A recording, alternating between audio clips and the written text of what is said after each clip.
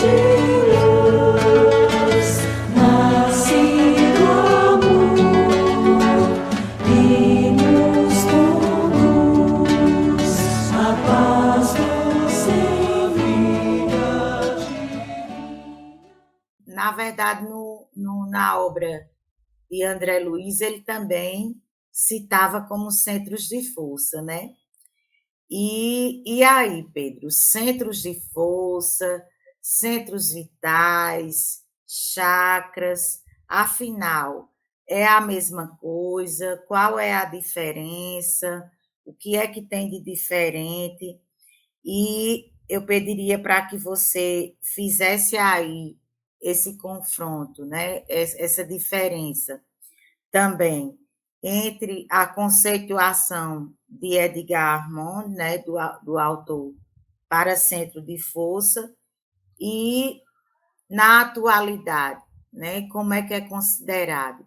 Explica melhor para a gente aí tudo isso, para que a gente possa entender melhor. Olha só, Ivandinha, vamos lá.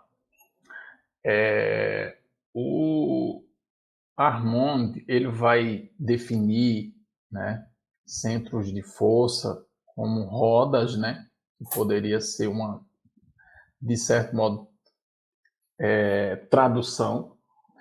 Centros de força tem registro catalogado no Egito, no povo egípcio, 600 anos antes de Cristo, né? Para você ver como já acompanha a gente há muito tempo, né? Mas popularmente os centros de força, eles se tornaram conhecidos como chakras, porque vem justamente dessa corrente, né, indiana, essa denominação e se popularizou. Foi justamente na obra de André Luiz que ele passou a chamar centros de força. E nós adotamos esse nome no magnetismo, né? A partir da obra de Giacomello, que ele fez esse resgate aí com muita propriedade. Então, o que para nós é centro de força, o que para os hindus vai ser os chakras, para outros centros vitais, centros energéticos, no fundo é tudo a mesma coisa. O Armand vai definir que os centros de força, eles são concentradores de energia, né? E ele provoca a troca de energia entre as pessoas, né? E ele capta a energia espiritual. Assim ele define no livro, né? E vai dizer que os centros de força vai estar alocado ali no perispírito, no duplo etérico. Enfim, algumas pontuações que eu quero fazer, né, em relação quando ele usa concentrador de energia, eu não acho uma colocação bacana. Nem quando ele se refere, na definição dele, a energias espirituais. Eu acho que nessas duas coisas ele acabou não sendo feliz, porque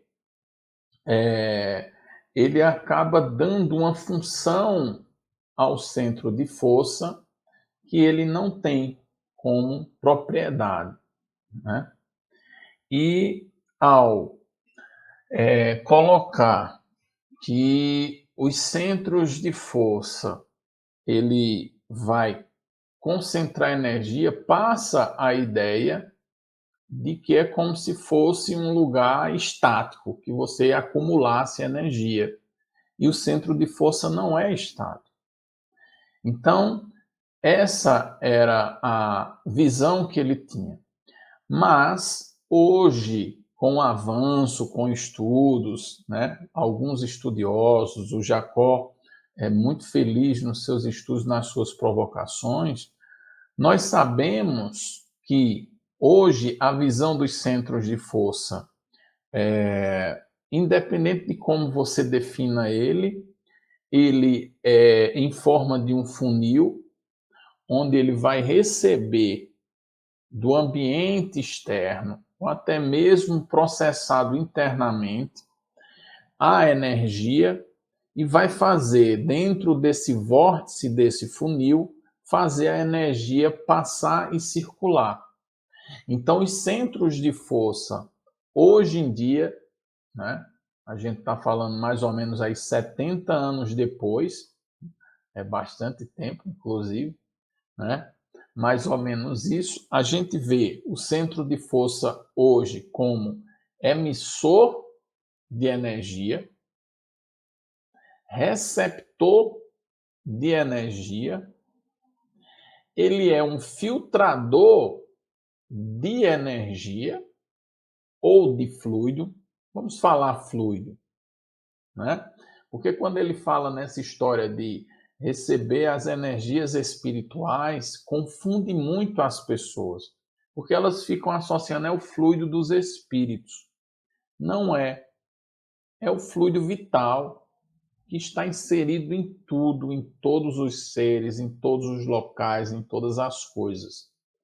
Então, o centro de força, hoje a gente entende que ele também filtra esses fluidos vitais, né?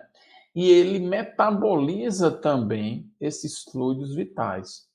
Então, o centro de força, na verdade, ele é hoje visto de uma forma mais ampla do que somente um concentrador de energia e emissor.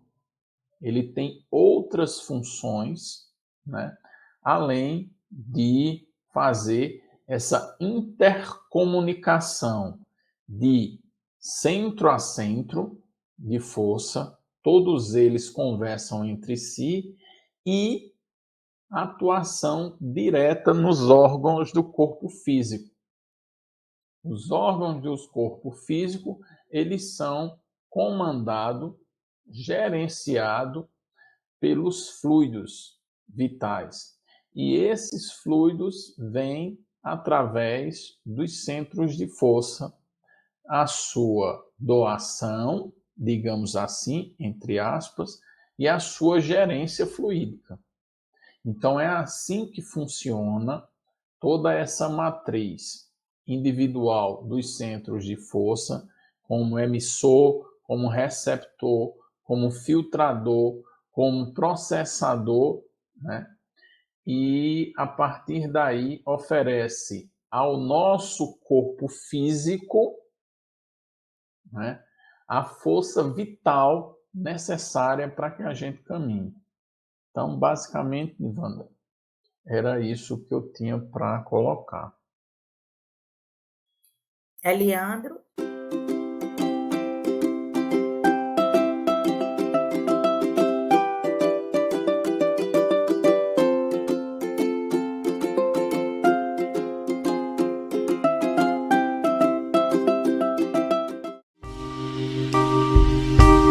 TV Chico Xavier, a sintonia do bem. Acesse tvchicoxavier.com.